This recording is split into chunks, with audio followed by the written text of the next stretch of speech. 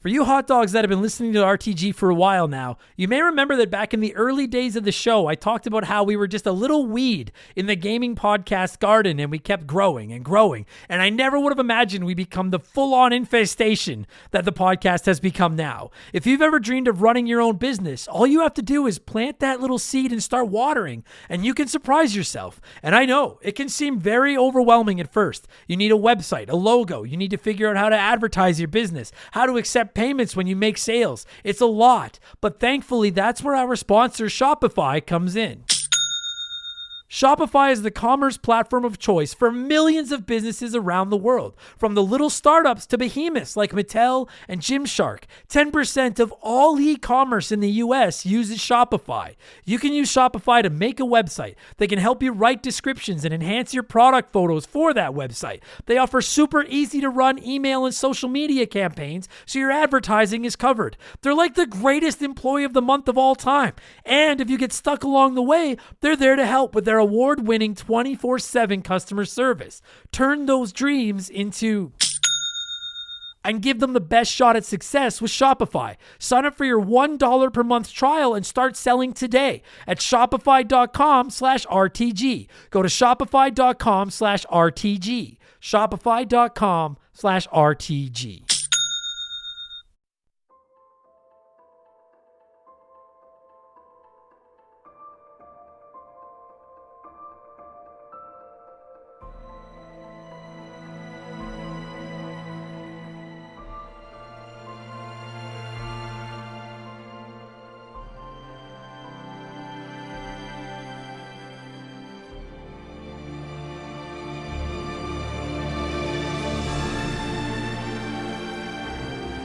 What's up, everybody? Welcome back to Remember the Game. It is my retro gaming podcast where every week a buddy of mine and I sit down and we geek out about the games we played back in the day. My name is Adam Blank. Thank you so much for listening to the show. And this week it is episode 353. And damn it, we did it. It is the third of our planned and hopeful 3 straight scary game episodes to wrap up October. 2 weeks ago we did Resident Evil 3. Last week we did Resident Evil Remake. And this week it is a prestigious Patreon poll winning episode. It is the winner of our scary game poll, Alan Wake.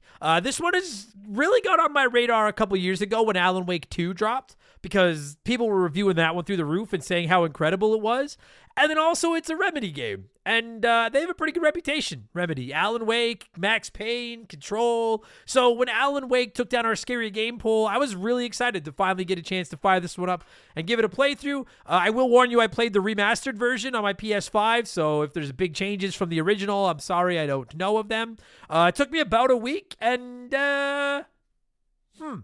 lots to say about this one. Lots to say. So it's a good podcast game, if anything. Lots to say about it. I really liked some aspects of Alan Wake. There were a couple of things I misliked as well. It's definitely a quality game, and that's what matters the most to me. Like, it's even for those, and I'm not saying that I hate this game or anything. I quite like it. You'll hear this. But, like, if you go back and listen to episodes like Alien Isolation or Metal Gear Solid 3, ironically both stealth games, but games that I don't think they're bad games. I just don't like them. I see the quality in them. I certainly see the quality in Alan Wake. This is a well-made, polished, a lot of heart in it video game, and I have a lot of respect for that. I will warn you right now, Alan Wake is an incredibly story-heavy game. The entire game is literally about a book. Very, very story-heavy, so we are spoiling. So if you've not played Alan Wake and you're interested in giving it a shot, I recommend, give the intro a listen. You've already given us the download. Listen to the intro, but then I would shut this episode down, give Alan Wake a playthrough, and then come back, because we are going to ruin every major plot of the story, I think. Every major heartbeat. If you're wondering how long it is, it only took me, I don't know, give or take about 12 hours. So it's not like it's that long a game. I guess this week is one of the most, what's the word I'm looking for? Artistic people I know, which is ye old Bradley McCue. He's a movie buff. He likes the theater. He reads. And he was all over this game like darkness on loggers. When I asked him if he wanted to cover Alan Wake, I was maybe 2 chapters into the game, and he sent me a text and said he was already done. So he flew through this one. I enjoyed this episode. I think we had a pretty good conversation. A very, very artistic game. A lot of respect for this one. I hope, you know what? Like, I know this, I hope this doesn't sound pretentious, because I don't mean it in the sense of, like, remember the game is so high and mighty. I just mean it in the sense of, like, Alan Wake lends itself so perfectly to a podcast. I really feel this game is worthy of an episode of RTG. So we're finally giving it its due, and we'll get to that in just a minute, because speaking of being worthy of being part of an episode of RTG, it's time for another edition of the Remember the Game infamous intro. Dun, dun, dun, dun, dun, dun, dun! And if you're new to the podcast, welcome aboard, and consider this your warning. Our intros are kind of long. They're not that long, but they are a little bit long, but they're fun. We talk video games and stuff. I like them. Some of you like them, so I recommend giving it a shot. And if you want to skip them, you don't have to bathe them in light for 20 minutes first. You can just skip. It's very easy. Quick heads up before I get into my plugs, and then we talk to you and all that kind of stuff. Our Extra Life charity stream, they'll probably be screaming, but Extra Life charity stream volume 6 will be Friday, November 7th and Saturday, November 8th, 7 a.m. to 7 p.m. Mountain Time. Both days we'll be raising money for the Stollery Children's Hospital. $20 or more in a donation gets you entered into some prize draws, and we'll be auctioning off a chance to join me on RTG on an episode of the show in 2026. That'll be a good time. We have merchandise. You can find it all at rememberthegamepodcast.com. Shout out to my man Joe from 4545 Creative for creating them. I will say, dude, we do our merch through Teespring, and lately the orders have been taking like fucking 2 months to ship. If I'm being honest, I'm actually thinking about taking the merch down, because it's just been a fucking nightmare to get that stuff shipped out. It's been very, very frustrating. And yeah, they suck. I don't know. And I'd love to just do it locally, but shipping out of Canada is even worse. So anyway, you can support us there if you want, but just know that if you order it now, you'll get it this time next year. And of course, the lifeblood of the show, if you really want to support us, is ye old Patreon. We publish 4 extra shows every week. There's no ads in any of them, and you can start listening for as little as $3 a month. You can also write into the podcast. You can vote on the games we cover. You get every episode of Remember the Game, old and new, without any ads, and you join our 1,000+ member Discord. And most importantly, you get a shout out and get to hear me mispronounce your name, like I'm definitely going to do to a couple of these people. A huge thank you to our newest patrons, Tristan Caller, I think I said that right, SSJ Will 4, Rick G, Grunge Guy 420, Scuba Steve 1997, Onion Knight. The important thing was that I had an onion on my night, which was the style at the time. Lumai, Aaron Ellum, Priest Hunter, Devin Vinot, Sean Barbetti, and Shadowblaze 511. Absolutely butchered a couple of those, but that's my job, right? Thank you all so much for the support, and welcome to Remember the Game Industries. Find all that at patreon.com/rememberthegame. There's some freebies over there you can try out if you want to see how Patreon works. Subscriptions start at $3 a month. If you sign up for a full year, we'll give you the 12th month on the house, and we donate part of it to the Stollery Children's Hospital every year as part of my aforementioned Extra Life charity stream. That's enough blowing myself. Let's blow some of you by blowing in some cartridges. It is our opening segment here on the show. I read a few comments and questions from our Patreons, usually gaming related, but not always. And we call this segment Blowing in the Cartridge. Well, that's obviously the wrong footage. That's it. I cannot work under these conditions. If anybody wants me, I'll be downstairs at McDougal's.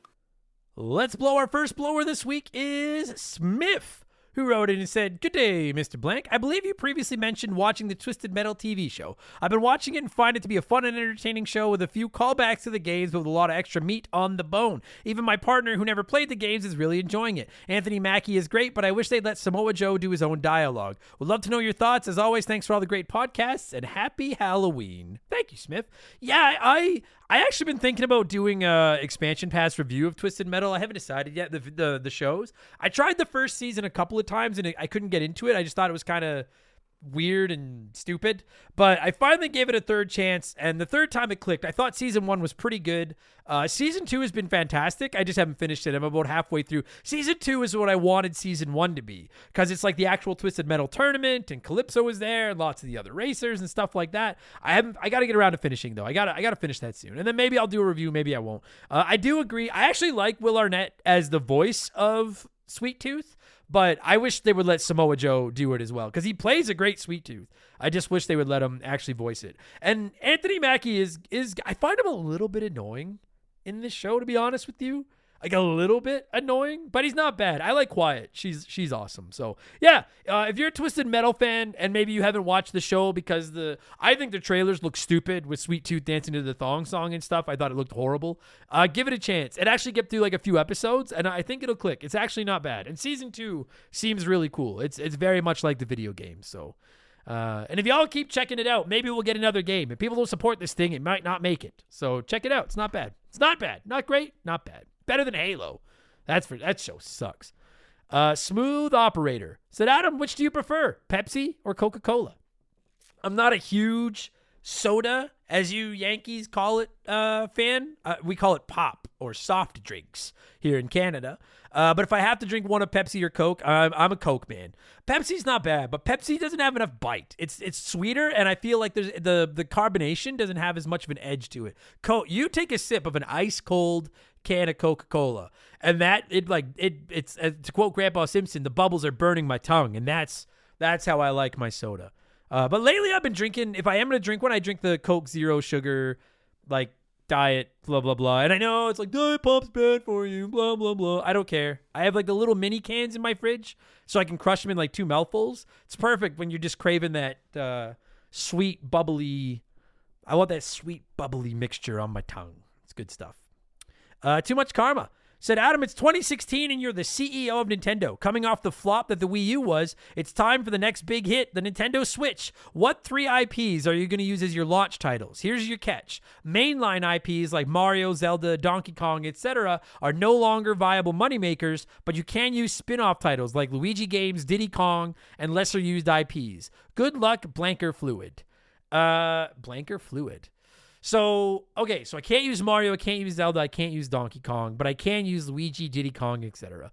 Diddy Kong Racing 2 is one of my 3 launch titles, 100%. How the fuck we haven't gotten that yet? I have no idea. Like, I know it's because, I guess I do know because Rare's Microsoft and blah, blah, but whatever. It's Too Much Karma didn't lay out any rules other than I can't use the big names. Diddy Kong Racing 2, and then because I feel like getting crazy, we're going to get Mother 4, not Mother 3. Not the translation of Mother 3. We're going to get Mother 4, a brand new Earthbound. Is going to be fucking awesome. And you're going to travel through all the different generations and get characters from each of the 3 previous Mother games, which I think would be choice. And then for the third one, I thought about going with Punch-Out, but I need a platformer. I got an RPG, I got a racing game, so I'm going to go with Super Wario Brothers. And it's going to finally be a game where you get to play as Wario and Waluigi together. Not just Wario, but Wario and Waluigi in a platforming game. And it's going to be fucking sick. And Mario and Luigi are the bad guys. It's fucking awesome. So those are my 3 launch titles for the Switch. And it probably doesn't do nearly as well as it did with Breath of the Wild, but I was allowed to use that. So what are you going to do? What are you going to do? Insert Clever Pun said, hey, Adam, do you think we'll ever get Sega Saturn or Sega Dreamcast games added to the Switch Online? That's a good question. I'm not trying to dunk on you Saturnians. I'm not throwing any shade at the Sega Saturn fans. I don't think we see Sega Saturn. I feel like although now that we've seen Virtual Boy, I guess crazier things have happened. I do think Dreamcast is a possibility. I think it would just depend on what they have to pay to get a hold of those rights. Because, like, obviously they got in bed with Sega and got the Sega Genesis on there. I feel like Game Gear seems more likely than Saturn or Dreamcast. But Dreamcast would be fucking sick. And now that we're getting GameCube, I don't think Dreamcast is impossible. Dreamcast would be fucking sick. And most of those games aren't for sale on the Switch anyway, so why not put them on there? That'd be awesome. Saturn, if I'm being honest with you, like, I would actually love it if they added Shining Force 3. If we're going to get some Saturn on there, give us some Shining Force 3. Otherwise, I think Dreamcast is more likely. I think Game Gear is most likely, and then Dreamcast, and then Saturn. Yes, that is my picks. I am Azen. I got you. I am Azen. I got you. Said, let's say Adam Blank is Alan Wake, the writer. What would your book be, and who would be your Alex Casey? Maybe a horror book where the CEO ends up in her own double secret probation. So I have a couple ideas for books that I've always wanted to write, and I don't really want to get too into them on the show, just in case I ever do them. They're mine. You can't have them. But I do. If I was writing a book like based on Remember the Game, I would love to write a book from the perspective of Molly, the original legendary CEO, like her whole life. And then that's what happened is we didn't lose her last year. She got stuck in the darkness, Alan Wake style. And then the book ends with her maybe or maybe not coming back because she can communicate with Millie, our new dog. So our old dog, Molly, the CEO, can communicate telepathically with Millie, the new CEO. But they can't tell us that they can communicate because dogs can't speak human. And the whole book is through Molly's eyes. I like it. Actually, I would Fuck, I miss Molly. That'd be sick. That'd be a great book. Millie's great, but I miss Molly.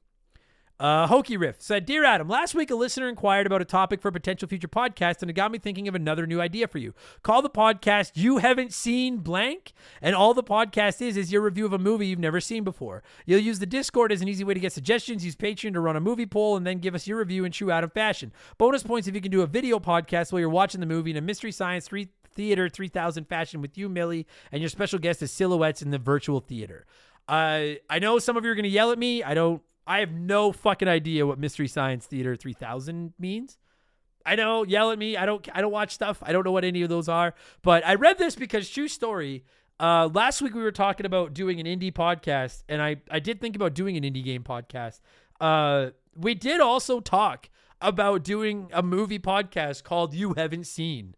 I swear, and maybe I don't know if I mentioned it on the show or not, but we did talk about doing a movie podcast called You Haven't Seen, where I finally start watching all these movies that I've never seen before and reviewing them, so people stop yelling at me over not watching movies.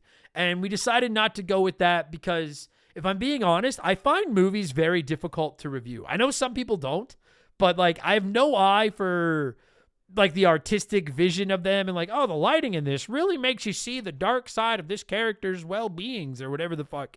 I don't know any actors or actresses' names. I don't know any directors.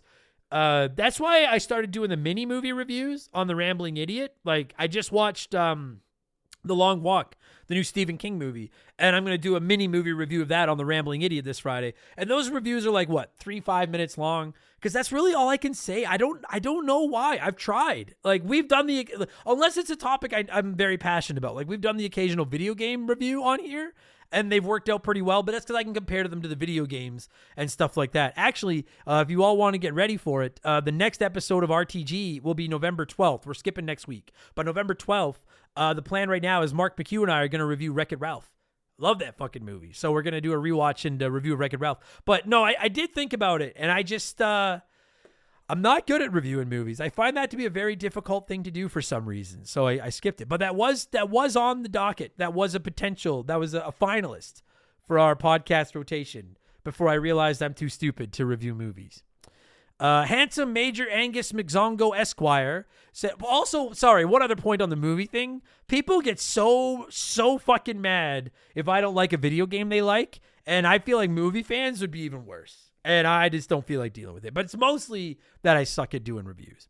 Handsome Major Angus McZongo Esquire said, what is your favorite gaming experience after indulging in some THC? I always chuckle thinking about renting GTA 2 in college to try it, taking some bong rips, and then laughing so hard we were crying at the unhinged crime simulator sandbox that was GTA 2. At the time, 1999, I think, nothing pushed the envelope anywhere close to that. We could not believe it was allowed to be created. So for like the 150th fucking time in the last 5 years, I'm trying to get off weed. A week and a half. I'm good right now. I'm doing good. But, and you know what? Part of the reason I'm trying to get off weed is because my backlog from hell grows when I smoke, because I find it incredibly difficult to play anything that's like got a Ghost of Yotai I'm trying to play. I can't do it. Chronos the New Dawn I tried to play. I can't do it. Anything that requires like a lot of coordination, or it's deep, there's a lot of mechanics to it, or if it's got a deep story, I'm fucking lost when I'm high. I can't do it. That said, my favorite games to play when I am baked, number one by 100 miles, is Tetris Effect Connected. I'm telling you, even if you don't like weed, if you've never done it, it's worth it once. Get stoned, eat a gummy, whatever the fuck, turn off all the lights, put some headphones on, and play yourself some Tetris Effect Connected. You will lose yourself in that music like you've never. It's like going to a new fucking planet. It is wild. Tetris 99, like basically Tetris. Tetris is a good game for me. Minecraft is one I like to play when I'm high. Power Wash Simulator is one that I like to play a little bit when I'm high. Or else I go back to the classics, like Super Mario World, which I play through every 3 or 4 months.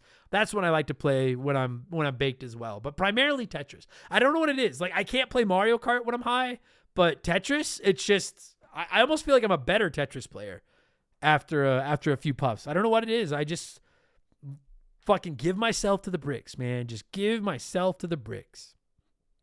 Idahoju said, controller question. How do you like the Switch 2 Pro controller for platforming? I know you've said you used the 8-bit Do in the past instead of the original Switch Pro. I'm trying to 100% Mario Galaxy and also slowly going for all the cherries in Celeste. So I think he means strawberries. I don't mean to be that guy, but I think they're strawberries.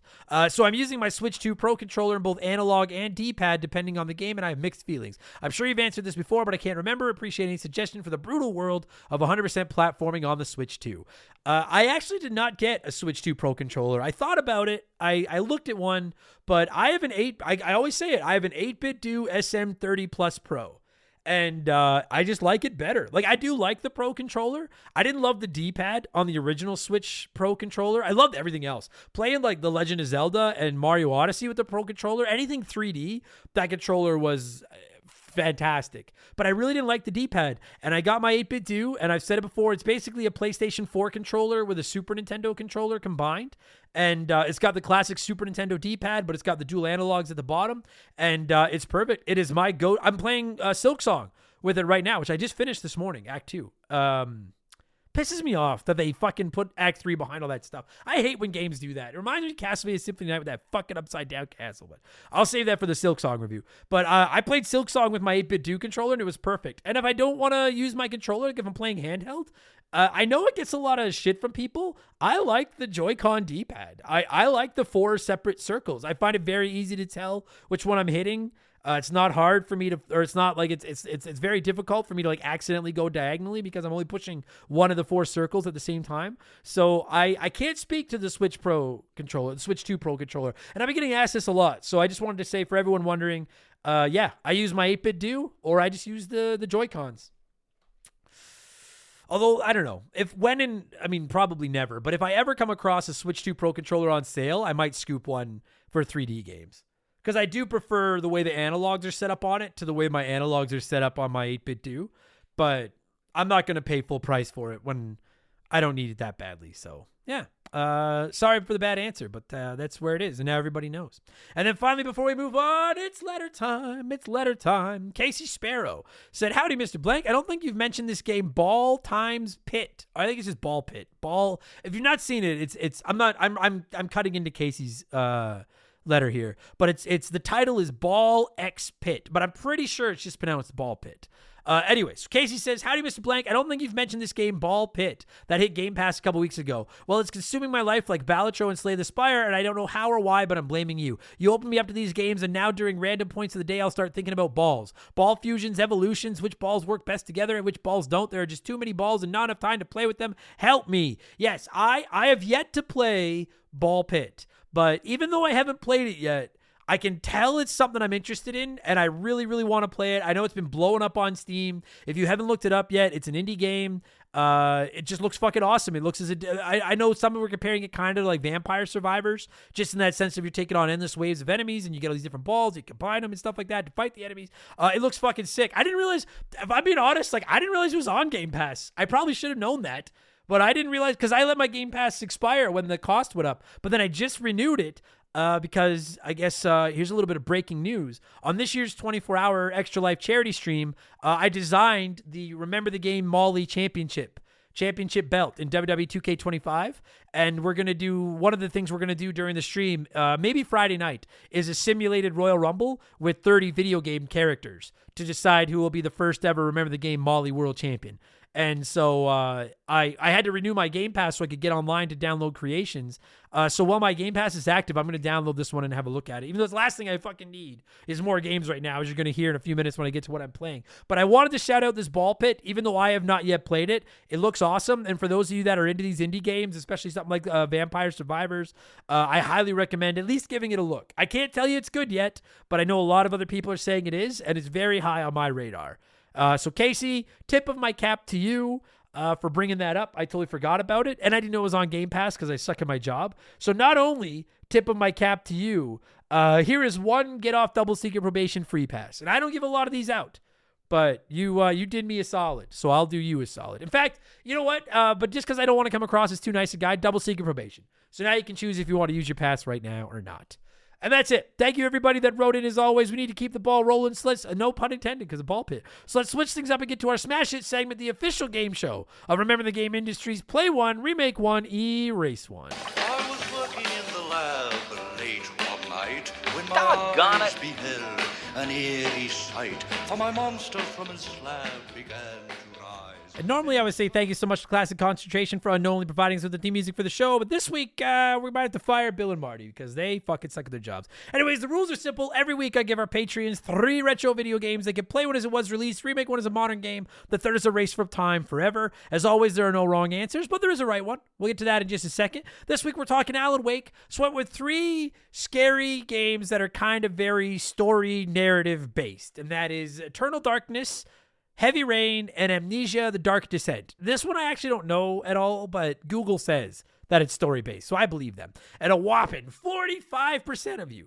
said you'd play Heavy Rain, remake Eternal Darkness, and erase Amnesia. Let's see what a few of you had to say here, then I'll tell you what the right answer was. The Almighty Dog wrote in and said, I'm definitely playing Amnesia. I've started to play that game like 3 times, and I just haven't been able to make it happen. I've read a lot of these comments, and it seems like Eternal Darkness is a great game, and I'd like to try it, so I'll have it ported to PC as a remake with updated graphics, and then I'll erase Heavy Rain, because if I'm going to buy any PlayStation retro console, it's going to be a PS4. I mean, it sounds logic all the way around, but I'm pretty sure you could play Heavy Rain on everything. Like, I think you could. All right, but no, hey, it's your answer. I'll shut up. It's your answer. Fair enough. I'm sure you know your business. McFlurry XD said, I'll play Eternal Darkness because it's an absolute gem on the GameCube. I'll remake Heavy Rain since it's gotten ports and re-releases on the new PlayStation consoles and PC. And I'll erase Amnesia because I don't know much about it and because them's the rules. I don't normally support people erasing games they don't know instead of erasing ones that like they haven't tried, or erasing games that they don't know to keep ones they've already played. And I'm like, expand your horizons and play something new. But when you get to my answer this week, you'll see why I'm not going to take McFlurry to task. Disco Stew said play Heavy Rain because, Jason, the way you wrote that, Disco Stew, made me fucking laugh so hard. And if you've not played Heavy Rain, you don't know. But if you have, you know what he's talking about. That made me chuckle. So play Heavy Rain because, Jason, remake Eternal Darkness because GameCube games seem like fun and it could benefit from the improved graphics and whatnot. Erase Amnesia because it's scary and there are plenty of scary PC games that do it better. I've been told none of them do. So that's an interesting take. People tell me it's like the scariest game ever, Amnesia. I don't know. Izzy08 said, play Eternal Darkness because I have a soft spot for GameCube games. Remake Amnesia because it's showing its age you could do with a touch-up. Erase Heavy Rain. I haven't played it, but from what I've seen, it looks really depressing and not in a fun way. It is depressing. It's if you've not played Heavy Rain, we'll do an RTG about Heavy Rain at some point. It's in like the loosest of terms, it's like playing a Saw movie. It's a fucked up movie, man. Or a game. It is like a movie. Heavy Rain is depressing. It's fucked up.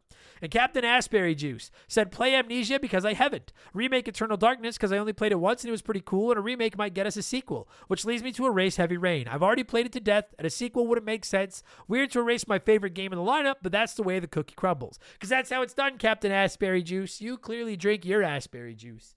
You fucking keep the games that you haven't played and then erase the ones you have. I respect that very much. All that being said, I am going to go with the majority this week, 45%, which means I'm going to keep the 2 that I've played and erase the one that I haven't because I'm a hypocritical sack of shit. Eddie D 19 is going the same way I am. Eddie Dean said, I'm going to play Heavy Rain because it's just an amazing game. I'm going to remake Eternal Darkness so it doesn't soft lock you anymore, and I'm going to delete Amnesia because we won't remember we erased it. Thanks for everything, you Mr. Blank. I'm borderline tempted to double secret probation you for the pun, but that is a pretty clever pun. Delete Amnesia because we won't remember we erased it. I can get on board with that. That's not bad. Same order for me, different reasoning. I'm going to play Heavy Rain just because I don't know if I'd call it an amazing game, but I did like it. I haven't played it since my one playthrough back on the PS3, and I'd really like to replay it and do a review of it on the show. So I'll play it because it's a good time. I'm going to remake Eternal Darkness. I do agree. I hate that part where I got soft locked, pissed me off. Plus, I think that game redone with like modern. Can you imagine what they could do with Eternal Darkness now? Like, if you've not played it, dude, I don't want to spoil everything, but it's a like the combat and that kind of stuff is kind of neat, but like the game fucks with you, like genuinely fucks with you and makes you think you're going insane while you play it. It's a really, really cool mechanic, And a remake of that, I can't imagine what they could do. So I'm going to remake that one. And then I'm going to erase Amnesia: The Dark Descent because I put it on our scary game poll. And the minute it popped up on the poll, everybody in the comments was like, I hope that doesn't win. Adam doesn't like super scary games. That was going to fuck with him. That's like the scariest game ever. And if I'm putting my cards on the table, all those comments have all but solidified that I will probably never play Amnesia: The Dark Descent. I'm sorry to you Amnesia fans, but it sounds like it's just too fucking scary. I like my scary games like I like my chicken wings. Medium at best. I can't do too scary. It's too much for me. So I agree with that order. Thank you everybody that wrote in to play along as always. What have I been up to over the last week as far as video games go? And then we'll get into Alan Wake. I've been playing Hollow Knight Silksong like a motherfucker. I just finished the main story, if you want to call it that, today. 30 plus hours in. I still want to do Act 3. I'm irritated I have to go looking for it, but I like the game enough that I will. I've also been playing a lot of Sonic Racing Cross Worlds, which I will review on Expansion Pass next month. Better than Mario Kart World. Sonic Racing Cross Worlds is fucking awesome. I played a little bit of Ghost of Yote, but I've kind of benched it until I'm done Silksong, because it's one of those games that much like Silksong, I think Yote is one of those ones where if you walk away for too long, you're going to be fucked and have to start over and not remember what you did. And so I'm like, I'm just going to finish with Silksong and be done, and then I'll move over to Ghost of Yote. And then over the weekend, I bought Mighty Morphin Power Rangers Rita's Rewind because it was on sale on the PSN. And I've only played about an hour so far, but it's fucking sick. It's really, really good. If you're a Power Rangers fan, probably wait for a sale because I don't know how much replay is there, but it's a pretty cool fucking game. Very solid beat 'em up. So that's what I've been playing. There you go. All right, so here's what's going to happen, guys. We're going to pause here, let a sponsor in, and when we get back, it's Alan Wake from here until the end of time, okay? Or at least till the end of the episode, not the end of time. Whatever the fuck. Remember, the game will return after these messages. This is One Tough Video Game. Fester's Quest is one tough video game with sinister mazes, deadly traps, hideous monsters, and spooky graphics. But if you make just one mistake, you start all over again. Fester's Quest, the video game from Sunsoft for the Nintendo Entertainment System. Are you good enough? Why choose a Sleep Number smart bed? Can I make my site softer? Can I make my site firmer? Can we sleep cooler? Sleep Number does that. Cools up to 8 times faster and lets you choose your ideal comfort on either side. Your Sleep Number setting. Enjoy personalized comfort for better sleep night after night. And now, max out your savings. The more you buy, the more you save on beds, bases, and more. Plus, get free home delivery on any smart bed with base. Limited time. Check it out at a Sleep Number store near you or at sleepnumber.com today. All right, let's get into some Alan Wake talk. As always, I like to let you nerds sound off on the game we're covering before my guest and I hog the microphone. No shortage of comments blowing smoke up Alan's ass this week. I'm going to read quite a few of these, and some of them are kind of long, but they were well written. And it's a book about writing, or it's a game about a book. So why not read a little bit more literature than normal? Let's get going. 333. So when this game came out, I was burned out of the Resident Evil franchise, and I was looking for something new. This hit at the right time for me, and the storytelling really pushes this game forward. Although the combat and enemies get a bit repetitive, it's still top-notch. Alan Wake put Remedy Entertainment on my top game developers list, and it has stayed there ever since. I like how many of you wrote in praising Remedy. We're going to read a couple of those too. I think Remedy, the developers, deserve their flowers, and we're going to give them some flowers this week. Longer comment here from Lord Palmerston, but it was well written. Lord Palmerston said, my favorite game of all time. I'm so glad it's finally getting a chance at the spotlight. This game came out when I was stationed away from home in the military. It takes place in the Pacific Northwest, which looks similar to where I grew up, so it helped me out when I was homesick. The story is unique. I've not played another game like it. The soundtrack is great, and Remedy makes their worlds feel more lived in and real than anything other than develop. Holy fuck. The story is unique. I've not played another game like it. The soundtrack is great, and Remedy makes their worlds feel more lived in and real than anything any other developer can come up with. Easy for me to say. I would often just walk around during the daytime segments and stare at the architecture and listen to the dialogue. I love the characters and how unlike they all are, yet they all become a great team. And honest to God, popping an enemy with a headshot, flashbang, or hitting a group of enemies with a well-placed flare gun shot is one of the most satisfying feelings in gaming. I've 100% of this game on Xbox, PC, and the remastered edition. The standalone American Nightmare is fun and introduces horde mode, and the sequel is on my top 10 list as well. I absolutely love this game. I could go on about it all day. Energizer has what is probably the worst sponsorship in a video game, and this game, a no-brainer, 10 out of 10, plus the book and strategy game are great as well. Jesus. I mean, it was a little bit wordy, but it would have been shorter had I been able to fucking read. But well said, Lord Palmerston. I'm still a Pitt the Elder guy, but well said. Peppy Barrel said, I have almost as much respect for Remedy's games as I do those from Valve Software, my favorite studio. They're masters at creating atmospheres and telling stories. I played Alan Wake Remastered when I heard that Alan Wake 2 was coming out, although I found that the gameplay hasn't aged particularly well. I really enjoyed the game for its story, the flashlight, and the clicker. I strongly recommend playing Alan Wake before playing the Control DLC and Alan Wake 2. Yeah, I really like this. We're going to talk about that in the episode, but this is upped my interest in playing Control, and it was already high. This has upped it even more so.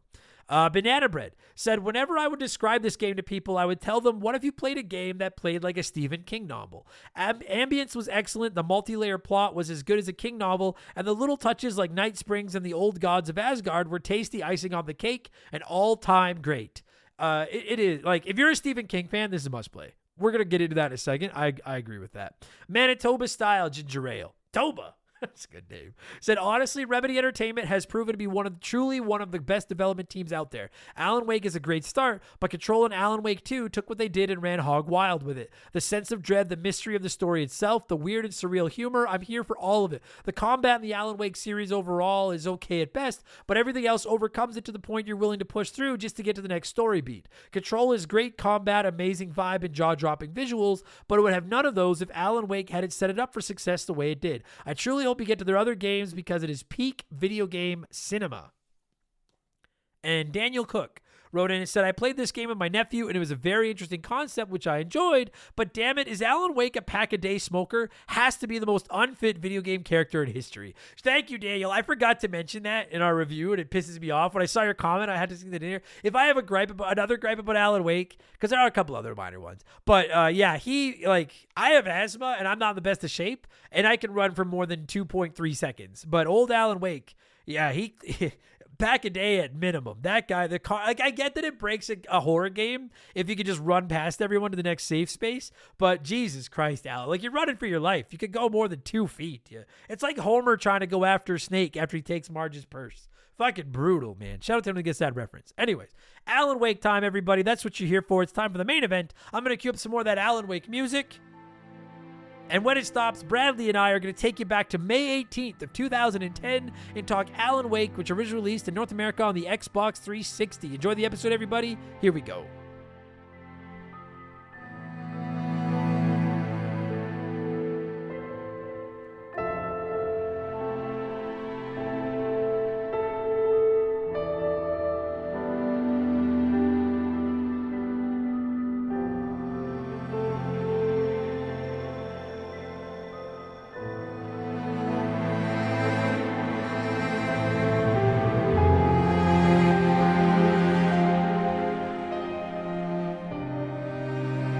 All right, joining me on a soggy Saturday morning via the blank phone to talk some Alan Wake, our last horror episode of the month, is the Al to my Barry, my buddy Bradley McCue. Bradley, I feel like you're more Alan Wake and I'm more Barry. Ooh, you know what? I would almost go the other way, in my opinion. I think I'd do it the other way. You're intelligent and you fucking, like, you're so, like, artistic and I'm just like a fat loudmouth. Adam, you flatter me. Yeah, well, I mean, I only consider you artistic compared to me, but it's nevertheless artistic. How's it going, buddy? How are you? I'm doing well. How are you, man? I'm doing okay. I'm all right. Dude, this is an interesting one because Alan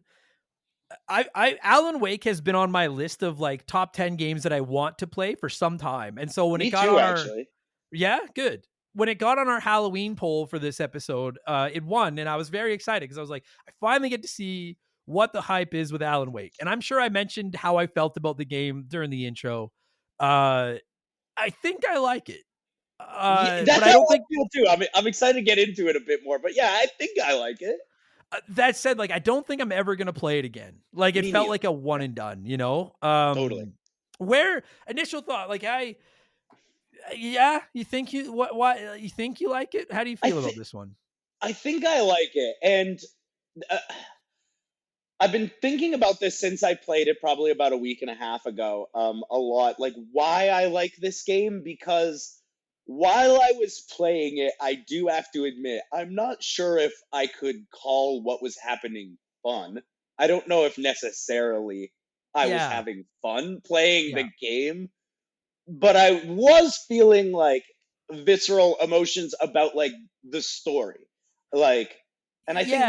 I think maybe that's what it is. I think the story is just good enough that it still feels good despite the fact that the gameplay could be way better, in my Yeah. opinion. Yeah, I don't disagree. Like, obviously, I'm positive I mentioned it during the intro, everybody, but like, you cannot review a story heavy game like this without spoilers. So everything Of is on the course. table. If you haven't played it and you want to, I recommend pause, go play it, come back because we are spoiling everything. Um, I We're going to kind of, talk about all 6 episodes, baby.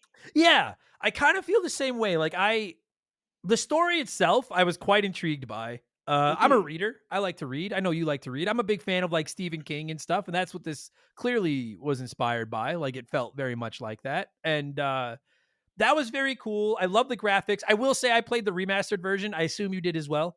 I did, yeah. Yeah. Actually, I So, have an interesting story about that. About a month before you texted me and asked if I wanted to do this, a buddy of mine was like, "Hey man, did you play that Alan Wake remaster?" And I was like, "No, I've never even touched that game." And then he just sent me a download code, oh, that's and nice. I was like, "Oh, okay." And I thought he was messing with me at first. I'm like, "I'm gonna put this in. It's gonna be used or not a code." But no, it was straight up the full game. Shit, that's nice. Wow. Yeah, Fuck. I have a good buddy. I need some good buddies. Jesus Christ. Uh, yeah, it's I lost my train of thought now. Where was I? Oh yeah. So I played the remastered version as well. So just I wanted to put it out there. If there's any big changes from the OG version to the remastered version, I have no idea. And Same. I don't think Bradley does either. So just for the record, we're kind of reviewing the remastered version. Um I love Stephen King. I love reading. I was really excited, and then I started playing. I didn't realize just how narrative heavy this game was.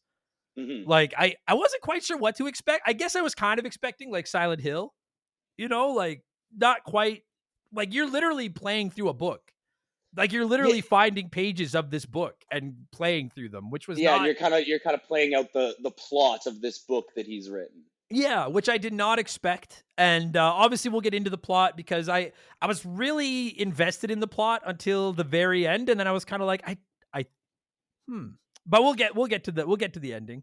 The ending Um is interesting. I will agree. Yeah. I really liked how they broke it into 6 episodes, and I want to shout out first and foremost, like whoever was in charge of writing this fucking thing. They absolutely nailed like the cliffhangers at the end of every episode, and then the Totally. music would come on. Like it really felt like playing almost through like a Netflix series. Yeah, gave me like Twin Peaks vibes a lot, and Yeah. And yeah, or I don't know about Twilight you, Zone. because you finished this one faster than I did. I'm the type of guy that like I'll play a game for an hour or two, like I'll finish a section or a level or in this case a chapter or an episode or whatever, and then I'm like, okay, that's enough. I'll come back to this later. Like I have a very hard time just binging a game, but I will give this game credit. Every time I finished an episode, and then the music would start playing, and it would say like end of episode 3 or whatever the fuck. I was kind of like, well, I gotta have to, I kind of want to see what happens in the next episode. Like it's, I'll give them Yes, credit. I The agree. pacing was very good. Yeah, it gets you to the point where like it'll say the episode's over, and like a part of me will be like, okay, well then it's time to go to bed. But I'll be like, well, I'll do the first like 10 minutes just to kind of get me past the big reveals, and Yeah. then yeah, Yeah. yeah, That was exact because you're like, well, I have to see what happens next. That said, and we're gonna get into more details on all this. Well, I thought the story was kind of cool, and I loved the pacing. I thought the graphics were great. Granted, it's the remastered version, so I don't know how it looks compared to the original, but I thought it was a really nice looking game. agreed. Um, I actually really like the dark atmospheres of this game, which I typically find that I don't like games with really dark atmospheres because a lot of the time can't see them, can't yes, see. That's my dude. problem with. Sorry, I'm gonna shout out a game that I do like, but that's my problem with the Dead Space remake. I can barely see what the hell's going on in that game. The number one thing that comes to mind for me when a game is too dark and I can't see is GoldenEye in the jungle. Yeah. Oh, I have hated that level since I was a kid because I can't fucking see. And I'm like, I turn the brightness up, I turn my lights off and everything, and I still can't tell what the fuck is going on. I yeah. didn't find this one that bad. I agree. I found it easy to find your way around because obviously, and we'll get more into the combat. I'm just kind of set the table here, but like the whole concept of the game is that when you're in the dark, everything is scary and can kill you. When you're in the light, you're safe and nothing can hurt you. And they do a great job of the dark isn't dark enough that you can't see, but it is dark enough that you can tell you're in the dark. And then, Exactly. Yes. and I have to also say, I loved the setting in like the trees and in the mountains and like the To- forest. Like I could almost Totally. smell the game while I was playing it. Like smell the woods, you know? Well, and like I'll admit I live in a town that is like pretty similar to the town in this game, with like the exception that it's not like on a coast or anything like that, but it's just like a small little mountain town with forests and woods everywhere and lakes all over the place. So like I felt very at home playing this game. Yeah, my family are big campers, so we camped a ton growing up, and that's what it felt like. Was like playing. I was like, oh, it's camping, it's fine. Yeah. So I really liked that setting. I even liked the almost like you're feeling lost, like when there's a lot of enemies coming at you, and you're just kind of running through the woods trying to find the next light to get to be safe. Like it, I really enjoyed that. Like I saw some people saying in reviews and stuff that they felt like they were frustrated by not knowing where to go and stuff like that. But I loved it. Like just That's blindly running through the dark trying to find a light to get to be safe. I thought it was very well done. I played Loved this game. This is a game I actually played exclusively at night. Um, and the reason I did that was because I found this game genuinely scary. I felt really uncomfortable playing this game. If I didn't have any ammo and there was 8 taken coming towards me, like having to run away is terrifying, truly Yeah, it is. scary. Yeah, you're ass puckers because they're fast and you're just like fuck, fuck, fuck. And then Yeah. the worst was when you found a generator, not a light, but a generator, and then you're Yeah, just like, you're like, you're oh, pulling the fuck. cord. Like, come on, you son of a bitch, let's Yeah, go. you're like, come on, reflexes, don't fail me now, because you need to hit it at just the right moment. And then if you missed one, you were dead and it was over. Yeah. So I that was awesome. I would miss them all the time and be like, well, I suck. I'm terrible. Yeah. So the story's cool, the setting is cool, the darkness great. And I think most people agree to me, the 2 reasons I don't see myself ever playing it again, and we'll do our negatives and then we'll get into the rest of the positive. One, and probably the biggest one, is that the combat, the system of like it's I didn't hate it when I was fighting a couple of enemies. Like if you've not played it, the enemies are all like these shadow men. They're just like people that are really dark. They're called the Taken, and you need to like blast them with your flashlight and kind of break the shield that's around them of darkness. And then you can shoot them and put them down, and or you can shoot them with like a flare gun, which will like kill them right away, like stuff like that. And when you're fighting a couple of them, it's not that bad. But when you're fighting, when there's a lot of them, every time you got into a segment where you had to fight a ton of them, it got really frustrating. And I sent you the fucking screenshot. The part where you and Barry's on the other side of this gate, and he's trying to unlock a gate so that you can get through to get in a truck, and you need to fight off like hordes of enemies while he's trying to get this gate open. I must have died there so many times because you're trying to hit the enemies with your flashlight, but your flashlight battery is constantly dying. So you're constantly hitting triangle to pop new batteries. I played on PlayStation, so you're constantly hitting triangle to pop new batteries into your flashlight to try to break their shielding so that they're available to be killed. But while you're breaking the shielding of one enemy so that you can kill them, 2 more enemies are coming at you from either side. And again, when you're fighting 2 or 3 at a time in the woods, I felt the pacing for the combat was perfect. When you had to fight giant swarms of enemies, it kind of got under my skin. There was a few segments in this game that I would consider survival segments, and that one with the gate is one. And there is one that a separate but very similar part that made me almost go, okay, that's as far as I go in this game. And there's a part where you find like this stage. Do you know what I'm talking about? Yeah, on the old hillbillies like farm or whatever, and they have like Barry's got to figure out how the stage lights work, but there's just enemies coming at dude. It was hard, man. Oh boy! So you're on this, you're on the stage, and you're like fighting off swarms of enemies. There's like supplies everywhere, and to his credit, once in a while Barry will set off like fireworks or something to kind of help you out. But it goes. I felt that segment overstayed its fucking welcome. That was one that I turned it off and was like, I'm coming back tomorrow morning because otherwise I'm gonna break a PlayStation controller, and that's not something I'm gonna fuck with right now. Yeah, I found those segments quite irritating. That said, especially the one where I got stuck where Barry's trying to unlock the gate. And we'll get more to the characters when we talk about the plot more, but like Barry genuinely made me chuckle. There's a part where you're trying to Barry is trying to unlock this fucking gate, but he dropped the key. And so you're stuck fighting off just tons of enemies running around trying to stay alive while Barry's trying to unlock this key. And you can hear him in the background and he's like, "Oh, hey, a quarter." And then he's like and then he's like, "I got it, Al. I got the key. Oh, wait, it's a twig." And it was so it was genuinely making me laugh while I was getting mad because I kept dying. And even I heard it like 10 times because I kept dying over and over. It was still making me laugh. Same as when he's on the stage and he's trying to work the pyro and the lights and stuff. Yeah. He would at least lighten the mood while you were dying over and over and getting angry. He's funny. I found anytime you were traveling with Barry in this game, it was always a delight. Yeah. Yeah. I love near the end where Barry has that headlamp and he's covered in Christmas lights and has a headlamp on. And Alan's like, "I want a headlamp." And Barry's like, "Last one." And just like owning that he's got it. Barry lightened the mood. But I agree. Yeah. When you're in the big segments where you need to fight a lot of enemies, it sometimes not so bad. Sometimes it got very frustrating. And then even when you're just fighting a few enemies, like if I had to fight them once, it was cool because like, there's 3 or 4 coming at you. And some of them are like smaller enemies where you just have to flash them for a second and then 2 bullets and they're dead. And then some of them are these bigger ones, especially the guys with like the chainsaws, where you need to keep a light on them for quite a while. And then it takes 5 or 6 shots to put them down. It was fine in small doses, but even then, I have to say, like, I think the combat is the weakest point of the game. And if you fight 3, 4, 5 different waves of enemies, after the first couple, you're kind of like, there's not enough depth in here for me to be that. I was more interested in the story than I was the combat. I would say by like the end of episode 2, you will have fought every kind of fight you're going to fight in the whole game. Yeah. And then it just became like, and it's tough because I don't know what because you have to have combat. Like you can't, you couldn't just be running through the woods.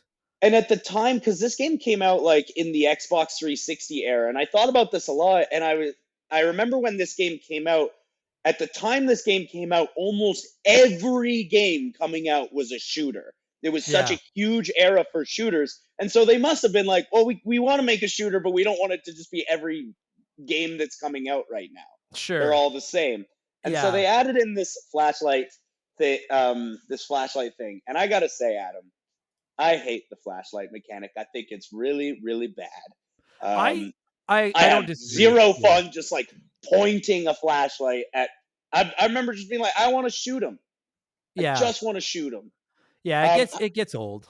However, I will say it is way more fun when you have the flash grenades and you have the flare gun because it just does both. It gets rid of it damages them and gets rid of their barrier. So that's when the game I was having a really good time. But like when it was just a shotgun or the handgun, that's no fun to me. Yeah, I agree with that. Yeah, like when you get the flare guns and you shoot them and it just lights them up and kills them, it's fucking awesome. Or I actually did hate.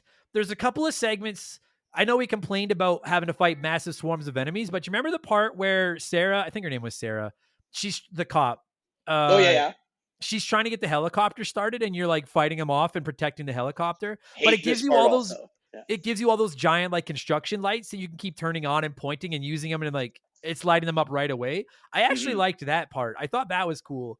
But it added a little bit of depth for sure. Yeah, when you just pointed the flashlight, it got old. And I did see comments from other people saying that like I just couldn't get through the combat. It was slow. And I don't disagree. And I don't know how I would have changed it because if you were just shooting, that kind of would have been boring. And I get that the whole point is the darkness is the main villain and you need to stop the darkness. But like I don't know. It's easy for me to sit here and never designed a video game in my life and being like, this is what they should have done. But I think personally, maybe it would have been more entertaining if like you need to lure the enemies into a light or something as opposed to just standing there and pointing a flashlight. Because you basically have to shoot them twice. You have to point your flashlight at them and hit them with that till they break, then shoot them with your gun. And it gets very tedious after a while. Which sounds like not too bad, but when there's 4 coming at you and one of them you can't see because he's directly behind you, that's another thing about this game. The amount of times that you could be like, okay, I think I got them all, and then out of nowhere you see an axe swing and just kill you. Yeah. Out of nowhere. Dude, yes. God damn it. Like, I get that he's a normal dude. He's not like a fucking like I'm playing Ghost of Superhero. Sushi or I'm playing Ghost of Yote right now, and like she's like a fucking world class samurai or whatever the fuck. So she knows when their enemies are coming. It makes sense. But this guy's just like a fucking moody Skinny writer. nerd. Yeah, so I get it, but it's so annoying when you just don't know that there's someone coming from behind you, and it's so hard to. Which I guess maybe was an intentional decision because there's not even a lot of walls to back up against because you're out in the woods. So like I get it, but fuck, it would get tedious because then you'd have to start it. And at least it's pretty generous with its checkpoints. But speaking of that, I'd agree with that. You know what was worse to me than the fighting enemies? And again, for everybody, like I don't hate this game. Bradley doesn't hate. Like we're gonna have lots of positives. We got nice stuff to say for sure. Yeah, if you've never listened to the show before, we do the bad, then we do the good. We're just goofing and gaffing. Worse than fighting the Taken, the people, what drove me insane was the segments where it would just start throwing items in the environment at you, and you had to fight those off with just the flashlight. I didn't even find those parts entertaining. Those parts genuinely just pissed me off. Just super annoying when you're like just walking by a gas tank and then it just flies into your leg and kills you. What the hell is this? You're on the fucking bridge. That fucking bridge, and like it's just. This is exactly the part I thought about. Yeah, when you said that, pissed me right off. I got stuck on that bridge for a while, and I was getting angry. Yeah, man, it was so fucking annoying. Like at least when you're fighting the enemies, there's like some strategy to like lure them over here or like run away. But like when you're just walking across the bridge and then all of a sudden here comes an oil barrel, here comes a tire, here comes a sheet of metal or whatever the fuck. And you can't even exactly tell what's coming at you and what isn't, like. Yeah. And sometimes when you die, sometimes when I die, I'm like, I'm not quite sure why I died. Yeah. Oh, I walked by the tire that was alive, but it hadn't started moving yet. Cool. Yeah. That part kind of irritated me.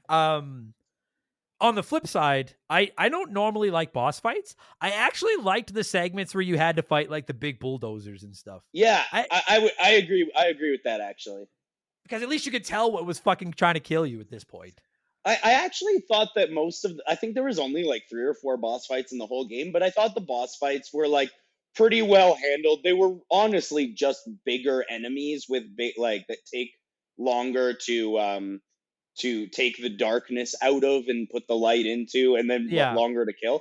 But like they felt balanced enough in that moment. Like unlike those survival sections, which I don't feel are very balanced to the rest of the game, the boss fights feel balanced. That it's not like ridiculous that they're having you play that segment. Yeah, I agree. So it's kind of a like again, I don't know what the I don't know what the answer is because you can't just have this dude walking through the woods looking for pages of his book. Like that'd be the fucking boringest game ever. Like you have to have fights. It's just sometimes the fighting is not very deep and very tedious. And by the end of the game, I was genuinely like, whenever I had to fight enemies, you know what I mean? Like I want to see how the story ends, but I don't want to do any more of this. I did like fighting the crows. That was fucking awesome. Yeah, the crows are cool. Yeah. That's because you didn't have to shoot them. You could just get them down with the light, and that makes it not a 2-step process to kill every enemy. It's just one step. And and maybe that would have been a better option too. Would have been like, forget the gun. You just have to blast them with your light till they crack. Like maybe even because it's doing the same thing twice. Like imagine if you're playing Halo and every fucking covenant you put down, you need to kill them and then they get up and then you need to kill them with a different gun. Like it would get so tedious. Like I don't know. I found that part again. Sometimes maybe not bad, but if every weapon that you actually carried with you emitted light in some way. Like, or if you could attach like a flashlight to the top of your shotgun, or something, like the flare gun and the flash grenades. Those are the perfect items for this game. Let's get your other 2 guns to operate like those ones. 100%. Yeah. Then the game's more fun. Now I've never played Alan Wake 2, but I've heard that it's like way better. Yeah, dude, I was reading like I really want to play Alan Wake 2 because it gets like it was like a Game of the Year nominee last year. Like people really seem to like that game. And I remember this game coming out and people being like pretty cool. Yeah, and it is cool. Like it is a cool game. So that's the other reason I don't feel a huge need to replay it. One is because I don't know if I want to deal with all that combat again. And then the second one is the story is very, very interesting. And we'll get into the story in the second half of the episode. I was a little surprised, unless I'm wrong, there was no like branching storylines. There was no alternate endings, I don't think. I think it was just one and done. And so it's like, I'll rewatch a movie that I liked because I liked the movie. I don't know if I need to play a 12, 13-hour game again for this story. Exactly. I could read a cliff note on Wikipedia in 15 minutes. Yeah, that being said, for the one playthrough I did do, I will give it, the story did exactly what its job was. The story, if this game had a really boring, bland story, I don't think I would have finished it because the combat wasn't enough to keep me around. But the story was. I was like, I need to, because it's you're like, what the fuck is happening? Why the fuck are you finding pages? And then about halfway through the game, you kind of realize that like, oh, you're in the book he's writing. Like, and then you're like, well, I need to see how this fucking book ends now. Because you're trying to find his wife and you're like, what? It's like reading a good book. I was like, I need to know how this ends. Absolutely. You know what? I completely agree with that. You said this before as well, but like, I'm a huge Stephen King fan. And so like, the inspiration is very clear. Even at one point, I remember I was playing this game, my wife's sitting next to me, and Alan Wake goes, when I was a young writer, I was really inspired by Stephen King. And out loud, I went, no shit. Yeah, no doubt, because you can tell, yeah. But it's very well written. Like whoever wrote this game, very, very well done. I was very interested in the writing. That said, the only place it lost me, kind of, was the end.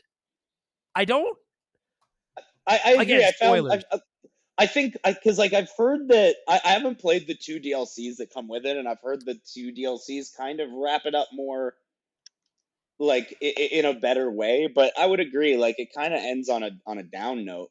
Like, how did you? So the way and again, spoilers, everybody, we warned you, okay? Like, I interpreted the ending of this game as Alan sacrificed himself to the darkness to save Alice or whatever his wife's name was. Because the woman, what's her, Cynthia, whatever.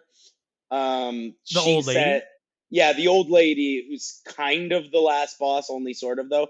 Had said something like you can't like, what was it? You can't give without taking or something, or there has to be a sacrifice of some sort.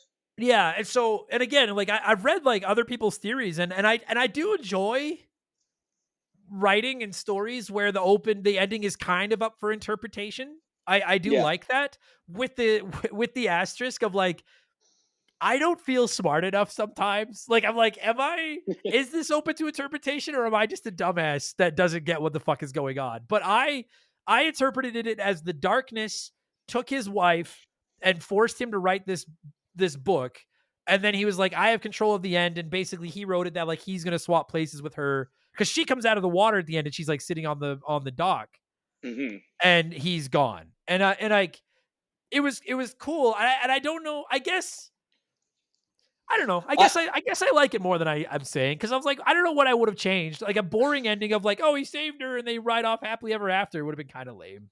I agree with that. But like when I first saw the ending, I remember thinking like, man, if there wasn't 2 direct sequel DLCs and an actual full sequel that also has multiple DLCs, I'd be like, oh, he's dead.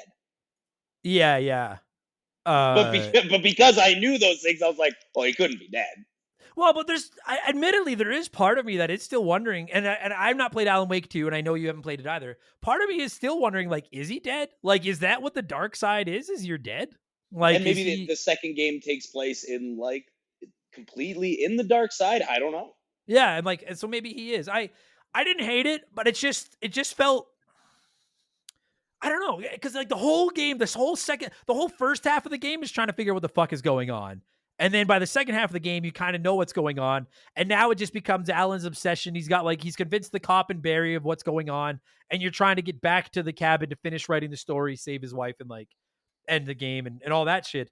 And I just was like, so it's really building up. And again, it did its job. It kept me invested. And I was like, I need to see what the fuck is he going to write to end this book? Like, how the fuck does this end?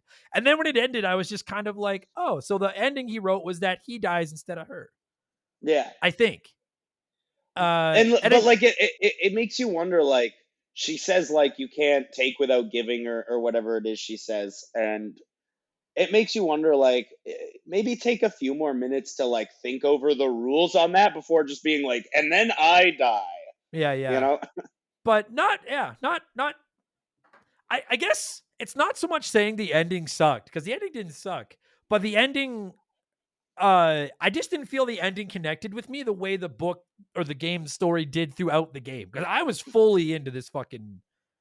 I felt like I was playing a book. I was fully into the story until the end. I felt like after 12 hours, I was kind of owed a bit more clarity, but I also respect them for being like, we don't owe you shit. Yeah. Tell your story. I can respect that. Yeah. So, I really like that. But getting back to the replay point, with no alternate endings, no decisions you can make to like save Alice or like, if it had done the classic video game tripe of like, you can save Alice, you can save Barry, or you can save Alan, or something like one of them is going to die or something like that. Saving Barry. Full send. Save 100%, Barry. 100%. I was like, I don't really feel the need to go back, but, that's not a bad thing necessarily. You did a good job. I'm done, and I'm like, I don't need to play it again. That's fine. I have lots of books I read once that I never read again. So yeah, fair enough. Here's what we'll do, everybody. Like, is there anything else really negative that you want to kind of poop on? Because I want to get into like the characters and all that stuff when we get back from the break. Is there anything else you want to dunk on before we get into the happy stuff? No, I think I like the rest of the game. I think the rest of the stuff we have to talk about, I have good stuff to say. Same. Okay, so here's what we'll do, everybody. We'll take a break, and when we get back, we'll get into some of the happy stuff, okay? So remember, the game will return after these messages. Young Bobby Engels has a problem. He needs to earn the respect of his peers. So he gets Sega Genesis, the ultimate action system. And then he buys Mortal Kombat, the arcade edition, and the all-new Shinobi 3, and Marvel's X-Men. Now, things are pretty much okay. I said chocolate chip. Say it. Say it. We now return to Remember the Game. We're talking positives now in Alan Wake, or getting more deep into the positives. First and foremost, I feel the need to shout out Barry. And admittedly, when he first showed up, it was kind of getting under my skin. Like, hey, Al, what's up, Al? Come on, Al, help me, Al. Look at this cutout, Al. Yeah, Al. And I was kind of just like, all right, Barry, Jesus Christ, shut up. But by the end of the game, because at first, admittedly, like for the first, like when he calls you, like when you're on that boat, that ferry, like going into the town and stuff, I was really under the impression, because they revealed that like Alice and Barry don't really get along. And Barry's calling Al his best friend. And I was like, you're just being a greasy agent who wants your client to make you more money. And that's who I thought he was, So at the beginning, I didn't really like him. But then to his credit, this guy comes to this town. He shows up. He stays by Alan's side the whole time. He's always there to help him. He's scared, but he's still like, help me, Al. But he's like, I'll help you, Al. And by the end of the game, I was like, no, maybe he really is your friend. Like, he really is a good guy who just wants to help Alan out. And the comedic relief, it can be very difficult to do comedy well in a horror setting. Agreed. And I thought Barry nailed it. He was very entertaining in this game. Yeah, I really liked the sort of like greasy agent vibe that he brought. I thought he was just so entertaining whenever he was on screen. But more than anything, I actually liked any point where you had Barry with you, because it's nice to have somebody else who can do something. Yeah. Like when you've got these hordes coming at you and you're pointing a flashlight, and once it's broken, you're like, gotta kill this guy now. Barry beats you to it, Yeah. Same as when you have Sarah with you. Like, it was, the combat was better having AI characters helping you. And to be honest, as stupid as this might sound, there are times where you're walking through the woods by yourself in the dark, and it's fucking, maybe scary's not fully the term, but it's tense. And when you've got this fucking loudmouth dipshit following you around kind of cracking wise and come on, Al, the farm's over here, Al.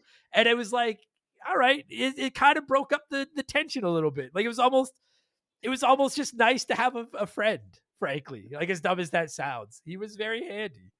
I actually want to, do you mind if I ask you something really quick? Right. Because I just thought about something that I was thinking about it the whole game and I couldn't quite figure it out. In the game, you find these thermoses, and Yes.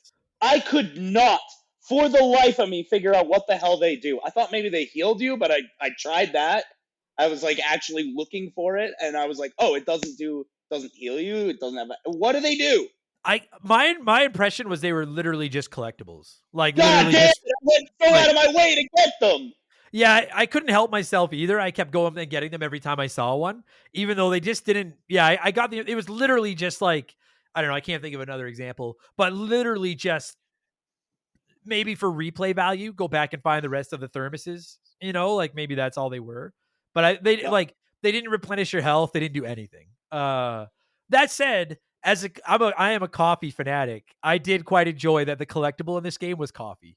Yeah. That I was just like, that's you're speaking my language, Gabe. You're telling me a good story and you're giving me coffee. We're clicking here. So, but I did the same. Like I went out of my way to get a few of them, and then I was kind of like, I don't care about this anymore. So it literally like they had to be on my, like if I saw one somewhere and couldn't figure out how to get to it, I was like, I'm not. Yeah, I don't care. I'm not gonna worry about it. I'm sure they do something, or maybe they're just collectible. But like, boy, I sure did go out of my way to grab them. Yeah. I liked that though. It was a cool collectible. And then obviously the other collectible is the pages of the book. Yeah. Oh, and the pages of the book felt necessary for the narrative. I felt. And I thought that was a brilliant way to tell a story. Instead of having Alan kind of narrate it himself and be like, here's what I think is going on, or here's what's going on now. You literally most of them aren't that hard to find. They're just kind of laying around, and you pick up these pages, and every time you pick, the only thing I had was, personal preference. I would have liked it if you picked up a page and then Alan just read it like listening to an audio log, and you could keep playing instead of having to like momentarily take yourself out of the game and bring up the page again. I agree. Kind of like BioShock audio logs, or right. Yeah. Any video game with audio logs or something like that needs to make it so you can like have them playing while you keep walking. Well, even in this game, when you find like the radios, because you can turn on the radio and keep playing them. What I didn't like though was that if you keep playing and you get farther enough away from the radio, it gets too quiet and you can't hear it. I'm like, just let it play. Yeah, like I get the realism, but yeah, same thing, because those radio clips are that guy that voices that radio DJ did a great fucking job as well. Yeah, what was it? Pat Main? Yeah, Main, who was the radio guy? The nighttime radio guy that you meet on the ferry and then listen to him throughout the game. And when don't you break into the radio tower too? And you mess with them in there. And I love that he actually gives, like, he puts some more context on some of the stuff that's going on, or talks about some of the recent stuff that's going on. Really well done, and I really enjoyed it. And I get the realism of if you walk further away from the radio, you can't hear it as well. I get that, but I agree with you. I was like, fuck, I want to know what's happening. But again, just like reading the pages, I'm like, don't break up the flow of the game. Like, just tell me what's going on so I can keep going at the same time. I find myself just standing by the radio, and I'm like, well, this is, come on. Yeah, minor thing. But I was like, I don't want to just stand here and listen to the radio. I want to, same as when the TVs, you'd find the TVs and get that like Twilight Zone type show. Oh, yeah, where they're like, sometimes they'd be interviewing Alan Wake. Yeah. And that was very, very cool too, and really well done. Other than, again, I was just like, okay, come on. Like, I can't walk away from this TV, but I want to, but I have to see what's going on. Which again, I guess to its credit, is a testament to the quality of the story, that I was like, even if I was irritated that I wanted to keep going, I was going to stand there and listen to this fucking radio or watch this TV.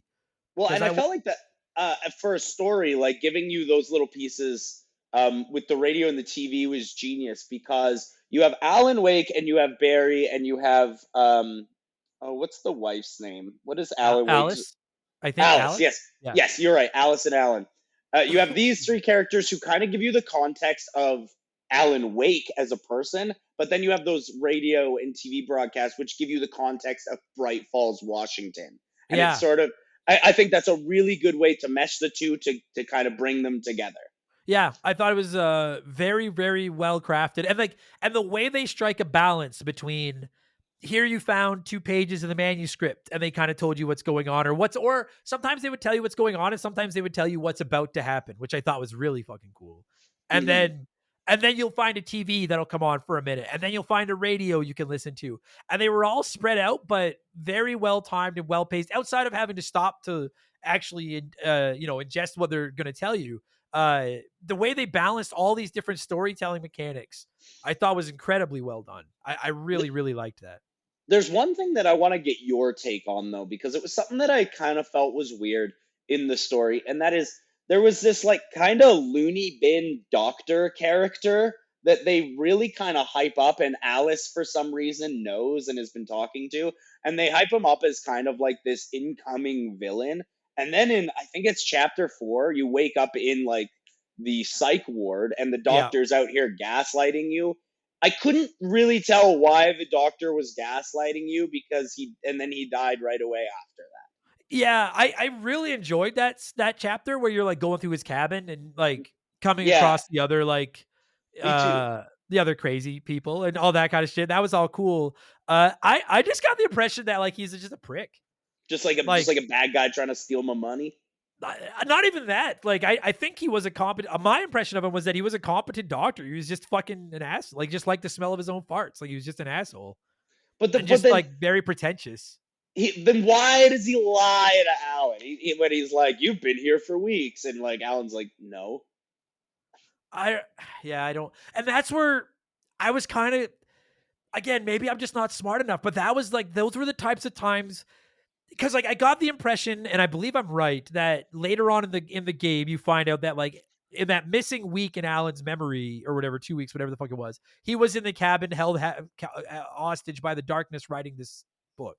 Yeah, which was because the initial guy, the other writer, had written a book, and then the darkness was using you to like counter what that guy had written or something. I think that's how I interpreted it. Thomas Zane, right? There was a writer who had the same experience. Like what was it like? 30, 40 years previous or something. Yeah. So that was the impression that I got. And then the one thing, and again, maybe I just wasn't smart enough, but there was a couple of moments where I was like, so does everyone else know what's going on? Am I the only one that knows what's going on? Have I been in the psych ward for 2 weeks? Was I in the cabin writing a book? And dude, that's so funny you say that because like when I was in the psych ward, and the doctor's kind of gaslighting you and being like, none of this actually happened. A part of me was like, okay, this is what the rest of the game looks like. Yeah, that's what I thought it was going to be. But then the darkness attacks the fucking cabin. And I'm like, okay, so I am being gaslit, son of a bitch. Yeah, it's the same as when that fucking cop has you and Barry in jail and he's like tearing a strip off of you, and then the darkness like bursts through the door and just takes him. Dude, I love that cop because every time he sees you, he calls you like a different author name. He's like, all right, get in there, Edgar Allan Poe. Yeah. Get out of here, Dean Koontz. Yeah. And he's just an asshole. Oh, man. But again, like I'm not even shitting on this story. Like I like that I wasn't quite sure what was going on. I'm the same way when I'm watching. I'm really bad for like if I'm watching a movie or a TV show and I start to get confused as to what's going on. I've spoiled movies and TV shows for myself because I'll pause them and I'm like, was I just not paying attention? Like, who is this guy? And then I'll look it up and then be like, oh, later it's going to tell me later who this guy is. But I looked it up because I thought I missed somebody, and I need to get better at that. And so I tried not to do that with this game. And then I wrapped it up, but I was like, I don't quite know what just happened, but maybe that was intentional. So I was invested. They want you to figure it out. Yeah, and I was like, I'm not a hardy boy. I'm not going to solve this fucking thing. Yeah. So, but yeah, I did really like the story. I thought the voice acting by everybody was very well done. Everybody. Really good. Obviously, we already talked about the radio guy. I love, dude, and that's something that Remedy deserves a lot of credit for. Making those little TV skits that you like are optional, that you don't, it's one thing to make, and we'll use BioShock as the example again. It's one thing to make audio logs that are optional that you can find and listen to get more context on what's happening. And that takes work. You got to write them, you got to voice them, you got to put them in the game. I not taking away from those take time to do. But to actually make these little TVs and make these little TV programs and shit like that, like, and they're optional and you could miss them and they don't matter, like, that's, you could tell that like the people that worked on this game were like, this is the story we want to tell, we have a good idea, and we are all in on making sure that we tell the maximum version of this story. And I have a lot of respect for the amount of work that went into those little details that could be completely missed. Same as the radio broadcasts, like you had to write those, they had to be voice acted, and then you could just walk away if you wanted to, and you could not even, there's one where because there's a couple of driving parts, and there's one part where you're in like a truck and you're driving. Well, I like the driving parts, by the way. I think they're great. did too. That was so satisfying to be able to just turn on your high beams and run over bad guys. Just ram them and have them like disintegrate as they hit your bumper. Yeah, it felt very good. There's a part, it's one of the first times you drive, and there's an optional thing where you don't even have to stop, but it's like a watchtower, like a big white watchtower. And I don't know if you stopped there, but I did, and went up, and there was a radio up there, and if you turned it on, you could just sit up there for like a minute and a half and just listen to the radio show. And he would talk about what's going on that night in this town. I can't remember the name of the town. And I was like, that's a great. Sorry, I did not do this. Right, and so there you go. So it's like that's the attention to detail and to put. I'm sure I missed some of them as well. Really, really well done to like sneak all that kind of stuff in, and make it optional and make it so it doesn't have to be there. But if you find it, you get more out of it. I just like, by no means can I call this a lazy game. And they clearly, do I think the combat is a little bit lacking at times? Yes, but the story was very well done, and they clearly put a lot of time into it, and it shows. And I always give developers props on this show when I think they went above and beyond, and I think that the crew at Remedy did just that with the story in this game and some of the extras they put into it. Very, very cool. Well, and with this game too, like it's so clear to me that the people making this game actually care about this game. 100%. They like actually care. And sometimes you can tell, even with a game that's like not even bad, but sometimes you can tell like, oh, the developer just cranked this out and just like needed something to put into a time slot. Like Pokemon Legends CA or any other game. Could be anything else. But I'm just saying, like, it's very clear that the developers actually care about this. And even with I've heard, because Alan Wake 2 is nominated for Game of the Year, but as well you had the side game Control was also nominated for Game of the Year. Yeah, and that's something. Have you played Control? Because I have not, but I want to. I've played a little bit of it. Like I've probably played like the first 2 chapters, and it's really, really great. I do know that there is DLC that has Alan Wake in it, but the actual game is just set in the same universe. Right, which is very, very cool as well. And that's something that I do really want to play Control. I have it.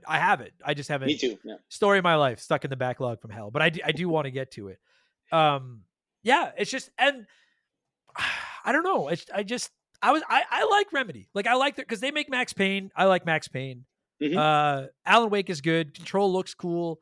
This is one of those studios. I think someone wrote into the show about it. I haven't recorded the intro yet, but I was flipping through the comments, and maybe I'm wrong, but I swore somebody wrote in, and they were just like, Remedy Games deserves to be put into that top couple of tiers of game developers now. Like, yeah, I think they've been nominated for Game of the Year twice. Right.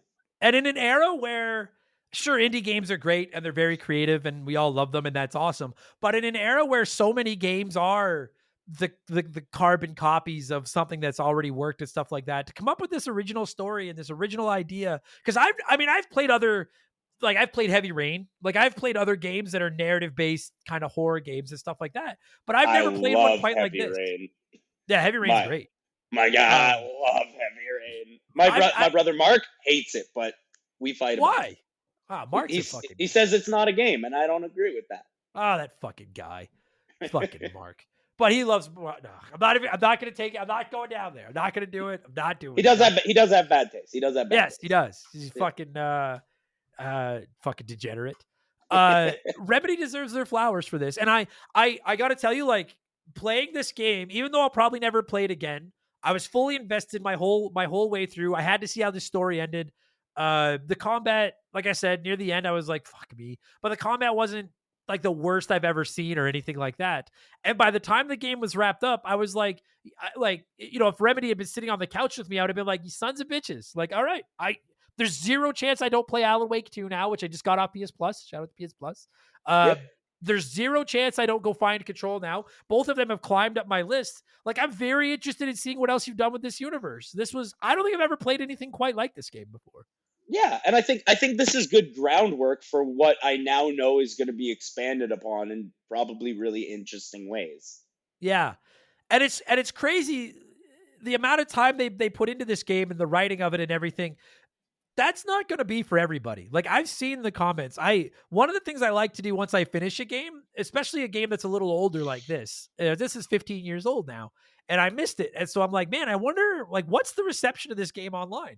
And it's very mixed. Like, there are people that think this is a great game and it's brilliantly done. And there are people that are like, I couldn't even get 2 hours into it. It's boring. I don't care. The combat sucks. And so you have to know when you've got a mediocre combat system like this game has. Clearly, like, if you ask any big fan of Alan Wake, like, what's the selling point? It's the story, right? Like, you're playing a movie or a TV show or whatever. It's about like, it's drenched in all these like themes of like struggle and like reality versus fiction. Like, it's very interesting. Yeah, but like, when you do something like this, like, you do ostracize a sizable portion of the gaming community that just aren't interested in a slow-paced, mediocre combat story-based game. Like, some people are just like, I don't want to play this. Not to mention, and I don't know if this was as big a thought back in 2010 on the 360 as it is now, but not to mention the fact that, like, there's not a lot of replay here. So I guarantee you there were a ton of people that played through this, beat it, and then sold it or traded it in. Totally. And you have to be aware of that as a game developer, that's something that can happen with a game like this. And they still were like, this is our vision. This is what we want to make. And we made it. And I think for the most part, they knocked it out of the park. Like, I've been wanting to play this game for 10 plus years. And I finally have. I'm like, no, that was very good. You guys did a very, very good job. Is it like one of my favorite games ever? No. But I don't regret the 12, 13 hours I spent with it. I was quite like... It also doesn't waste your time, which I appreciate. Well, quick game. No, for the most part, it doesn't. I don't know. Some of those parts where it's just throwing fucking oil drums at you, I felt were kind of a waste of your fucking time. but I agree. For the most part, like, there's a reason for everything that's happening. I love the setting. I love and what's wild too is I thought they did a good job of balancing the pacing of the game. Even when you're walking through the woods, there'll be like 2 minutes where you won't even come across an enemy. You're just out in the dark and you're finding pages of this book, and Alan's kind of, I don't know if it's even talking to himself or if it's just like what's going on in his mind, but you're kind of trying to figure out what the fuck is going on. And then they're like, hey, those are my favorite parts, when the game almost kind of operates like a walking simulator where you're just kind of getting pieces of what's happening. Me too. Yeah, me too. It got, like I said, it got to the point where by the end of the game, when it would throw enemies at me, I was almost like, oh, for fuck's sakes. Like, I just want to go more about the story. Let's just do this, I guess. Yeah. Yeah. I will say also, though, I think I had talked about the bosses earlier, and I found a lot of this game to be pretty challenging. The last boss is so easy, and I was very surprised by that. I liked it, though. I shout out to games that have the balls to make the final boss not a complete and utter pain in your ass. Yeah, let me finish the game. Yeah, I usually dread final bosses that are just massive bullet sponges where I'm going to be fighting this thing for like 20 minutes. Tip of my hat to people that are just like, it's fine. Like, we'll just make it, we know you want to see the end. So here you go. Yeah. You throw Bowser into 3 spiky balls and you're good. You're done. Yeah. Another thing, so we're going to wrap this up soon, but I almost forgot to bring it up. Another thing I think this game does very, very well is I really enjoyed the segments where where it literally was a walking sim. Like when you're in the coffee shop meeting the waitress and getting the key to the cabin. Or like you're in your apartment trying to figure out the power. By the way, I love the apartment. How is nobody noticing in this? Sorry, you finish your thought. Well, I was just going to say, I liked the apartment, and I really liked when you go to I can't remember her name, the waitress. Was it Sarah? I can't remember. I think Sarah was the cop. I don't remember the waitress. Oh, yeah, you're right. But when you go to the waitress's like trailer, like at the trailer park, and the guy, like, it's like 2 minutes of just walking through the trailer park with this fucking like That landlord. Yahoo guy, yeah. Yeah. And Barry's running his fucking mouth while you're walking through. Barry's like, yeah, we don't care. Where is she? Like just being a fucking asshole. But there's no action. There's not a lot going on. And so I get why that wouldn't introduce some people. But I quite enjoyed those breaks in the action where, like you said, those are some of the best parts of the game where it was just kind of a walking simulator.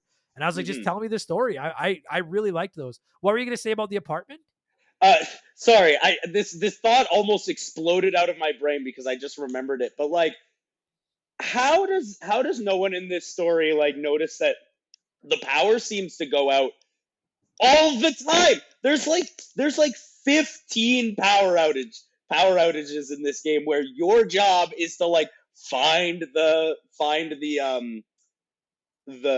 board at the the electrical board and like reset the electrical board. And I'm like, nobody's having this many power outages. Yeah. Well, it's because it's find the breaker simulator. Yeah, you're in the mountains. I don't know. Yeah, I agree. I agree with that. Man. No, it was cool. I guess it all goes back to the beginning where we were like, I think I like it. And if you've been listening for the last hour, which if you're still hearing this, you probably have been. Like, we started out with 20 minutes of somewhat criticism, and then we did another 25 minutes or so of like, hey, this part is really good. And now we're right back to where we were an hour ago, where I'm like, yeah, I think I liked it. Like, I did like it. I just don't know if I thought this podcast was going to give me a bit of clarity, but I'll be honest, it didn't. I still am not quite sure. Like I did like it. Like at the end of the day, I did like this game. I've no urge to ever play it again. I can't. It's not a game that I can just blindly recommend to everyone listening to this. Like there are games that I do that for, where I'm just like, dude, if you're listening to this, you need to play this fucking game. I can't do that because I'm like, if you're not interested in a slow paced story, if you're just someone that only plays like Madden and COD, this game's not going to do anything for you. You know what I mean? But not wet your whistle with this one. No, but you can get it cheap. It's always on sale. It's on, like, I think I played it on PS Plus. I think. I played the remaster on PlayStation 5, but I also I think I got the original on Steam for like $1.50. Yeah. If you're into like thrillers, I will say, like, if you're a gamer who likes to read, especially if you're a Stephen King fan, this is a must play. Absolutely. Dean Koontz, any of the, like, if you're a reader, it's probably a must play.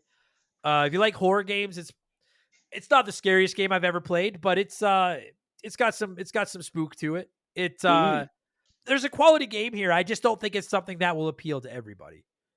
Yeah, I agree. I think like as a King fan, I would say play this if you are a Stephen King fan, but otherwise you're probably good to not. Yeah, it's if you're a big fan of like Heavy Rain, it's got some Heavy Rain in it, but there's no choices to make. And there's more combat, more action. Or like even Until Dawn a little bit with like kind of the tension, but again, no decisions. Yeah, and I'll ask you that because I normally prefer linear games. Would you have preferred that it had a little bit more open-endedness, like an Until Dawn or a Heavy Rain? Yes. You know what? Yes, I would. However, I do know that they're crafting a specific narrative so that they can have sequels, so they can't have incontinuity between like, oh, well, I got this ending, so why doesn't the sequel reflect the ending I got? That's exactly, and I agree with that because I was like, part of me would have liked to have seen a couple of choices to be made and stuff like that, but at the same time, like, they clearly had a vision for the story they wanted to tell, and I can respect that they were like, no, we're just gonna tell our fucking story. Although, if there was some options, and when the remaster came out, because I think the remaster came out at the same time as Alan Wake 2, if you could go back, play the remaster with added in choices that then carry over to your Alan Wake 2 save file, I would replay the game. That would have been pretty rad. Yeah, that would have been pretty rad. But I'm impressed. We gotta score this thing. How the fuck do we score this thing? How many pages are in this book? How long is the book? Did they ever say? Or no, you know what? How about how many coffee thermoses? Then they have a purpose. How many coffee thermoses in Alan Wake? Every time I type something like that and talk slow, I always think of The Simpsons. Need to know star RM pick. Like every fucking time. There are a total of 100 coffee thermoses. So All right. let's just do that. 100 coffee thermoses, hey? I think I will give Alan Wake 75 coffee thermoses out of 100. All right. I'm gonna go 80. Yeah. It's not about the best there. game I've ever played, but good game. Very competent, good. Like no regrets. I don't feel like I wasted. There are some games that we review on this show where I'm just like, I'll never get that fucking time back. And I don't feel that way with this one. And it was nice. Like this was actually nice too, because I played it in October. I got to have a little bit of a spooky game to play through this October, and that was perfect. Yeah, good voting for all of you that voted for this on the spooky poll. Also, just before we wrap up, I just wanted to say I kind of didn't realize this was published by Microsoft. Like this was initially an Xbox 360 game. Oh, I didn't even know that. Yeah, and I just wanted to say, like, because I'm an Xbox fan, and with the fucking mess, like, if for those of you that are going back to episodes, we're recording this in October of 2025. With the absolute mess that Xbox has become in the last 12 months, shout out to the Xbox 360 Xbox. Xbox was so good back then. Like, what happened? The 360 was my favorite console of that generation. And not only that, but like 360 might have been one of my favorite consoles of all time. It just changed everything. And then everyone kind of followed suit. And then Xbox just stopped working well. Yeah. Yeah. I've said many times that like the 360 is probably my favorite non-Nintendo console ever. Like I really like the Xbox 360. I didn't even get the Series X. I don't even have a Series X because I'm like, whatever I want to play will come to PS5. It's fine. It sure will. Yeah. They're poor Xbox. Anyway, buddy, you do lots. You play lots of video games. If people want to see the games you're playing, where can they do that without breaking into your house?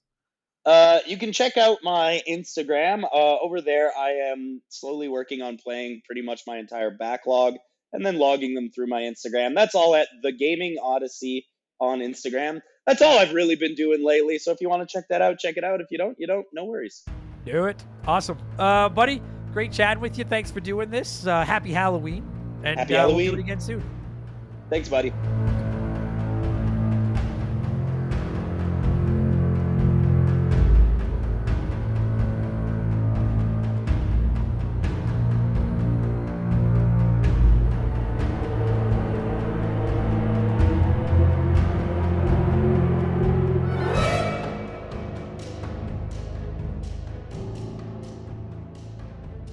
That is going to do it for this week's episode. Bradley, thank you so much for giving me a call and talking some Alan Wake. And every single one of you dark-loving weirdos out there, whether it was your first Remember the Game or your 353rd, thank you for the support. I appreciate it. I know some of you are going to ask, dude, why didn't you use some of the kick-ass music from between the episodes in Alan Wake if you've not played this game and you made it this far? Every time you finish an episode, like an awesome song plays, and then it queues up your next episode or chapter or whatever the fuck. I think it's like using the licensed music in the Tony Hawk Pro Skater and GTA episodes. We're at a level now, not that I'm saying we're the biggest podcast in the world. We are the biggest retro gaming podcast in Canada, gaming podcast in Canada. Look at us. But like we're big enough now that I don't want to risk getting caught and getting in trouble. So I decided to play it safe and just use scary Alan Wake music. But I highly recommend looking up the tunes that play between the episodes in Alan Wake. If you're interested, they are very, very good. Very good. Much better than the subpar audio quality you get here on RTG. That's something else, just quickly. Some people have asked me about that, why some weeks are better than others.